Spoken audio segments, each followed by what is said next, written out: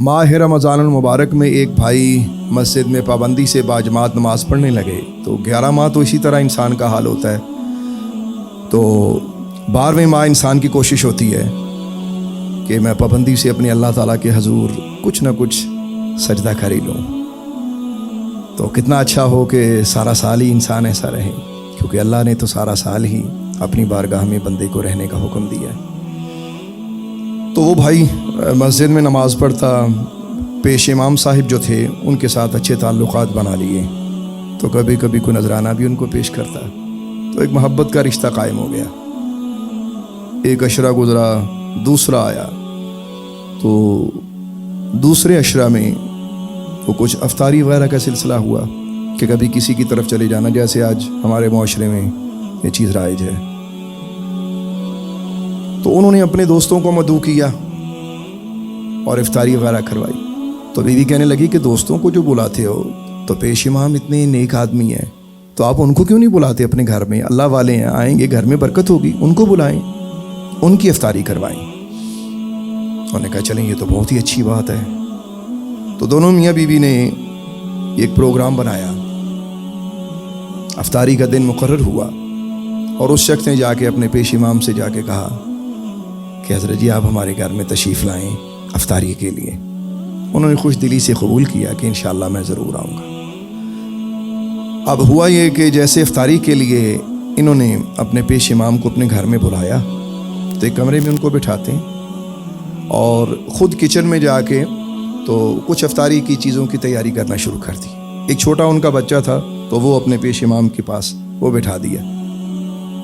اچھا، اب وہ بچوں سے تو سب کو پیار ہوتا ہے، تو وہ بچے کو پیار سے سہلاتے رہے، بچہ بھی ان سے کچھ دیر مانوس رہا. افطاری کا ٹائم آیا، افطاری کے ٹائم پہ افطاری کی اور وہ پیش امام چلے گئے. اچھا، کچھ دنوں بعد اب ان کے گھر میں ایک معاملہ پیش آتا ہے. وہ معاملہ یہ تھا کہ کچھ پیسے، نئے روپے، نئے نوٹ، وہ عید قریب تھی چونکہ، تو انہوں نے وہ اسی کمرے میں رکھے تھے جہاں وہ اپنے پیش امام صاحب کی افطاری کا انتظام کیا تھا.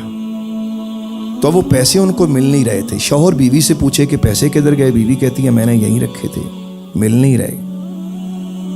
اچھا خیر، اب جب وہ پیسے نہ ملے تو ایک دوسرے کو کہنے لگے کہ ہمارے گھر میں آیا بھی کوئی نہیں اور پیسے بھی چلے گئے. تو شوہر کہنے لگا ہو نہ ہو یہ پیش امام صاحب کی حرکت ہے، ہم لوگ ہیں تو اسی طرح کے ہیں نا، جلد باز بہت ہے. خیر، تو اب انہوں نے یہ بھی مطلب دل میں ارادہ کر لیا اس بات کا کہ بھئی آئندہ نہ ان کو بلائے.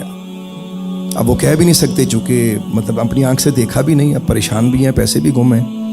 اللہ تعالیٰ کی شان ہے کہ 1 سال اسی طرح گزر گیا. 1 سال گزرنے کے بعد ان کی وہ بات دل میں مطلب آہستہ آہستہ وہ باتیں پھر آہستہ آہستہ مٹی جاتی ہے نا، تو وہ قلق ذرا ہلکا ہو گیا.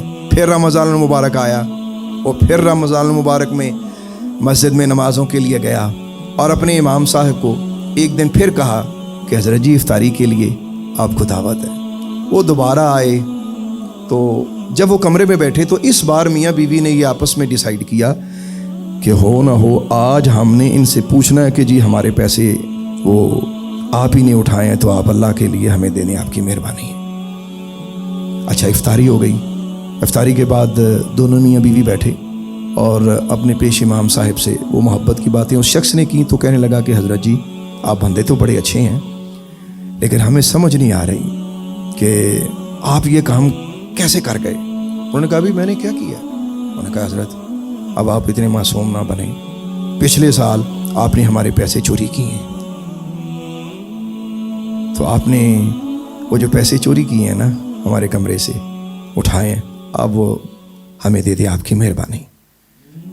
وہ امام صاحب نے جیسے سنا تو پہلے تو حیرانگی سے ان کی طرف دیکھا، پھر منہ نیچے کر کے رونے لگ پڑے.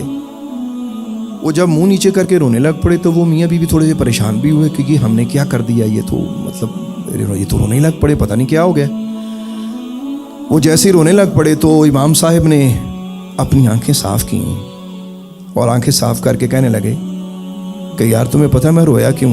اس نے کہا جی اب اللہ جانتا ہے، آپ جانتے، ہمیں کیا پتا کہ آپ کیوں روئے؟ ہم نے تو اپنے پیسے آپ سے مانگے، اب آپ جانتے ہیں کہ آپ کیوں رو رہے ہیں. انہوں نے کہا کہ یار اس طرح کرو کہ تمہارے گھر میں جو قرآن پاک پڑا ہے نا سامنے طاق میں، تو وہ دیکھو پڑا نظر آ رہا ہے، اس کو اٹھاؤ. اس نے کہا حضرت جی ساڈا گھر ہے، اسی قرآن پاک دیکھ لیں گے، آپ اپنی بات کریں کہ ہم آپ سے پیسے کی بات کرتے ہیں، آپ قرآن پاک کی بات کر رہے ہیں. انہوں نے کہا یار میں جو کہہ رہا ہوں آپ کریں تو صحیح. تو جیسے ہی انہوں نے قرآن پاک اٹھا کے دیکھا، اس کو کھولا تو اس کے بیچ میں وہ پیسے پڑے ہوئے تھے. جیسے ہی وہ پیسے دیکھے نا انہوں نے، دونوں میاں بیوی اتنے شرمندہ ہوئے. اب وہ پھر معذرت کریں، ایکسکیوز کریں کہ حضرت جی ہمیں معافی دے دیں. انہوں نے کہا کہ یار چلو کوئی بھی شخص ہوتا تو شاید یہ وہم کر سکتا تھا، مجھے یہ تکلیف ضرور ہے کہ تم نے مجھ پہ یہ وہم کیا، مجھ پہ یہ الزام لگایا، لیکن اس سے بڑی تکلیف یہ ہے کہ تم نے سارا سال قرآن ہی نہیں کھولا. اللہ اکبر.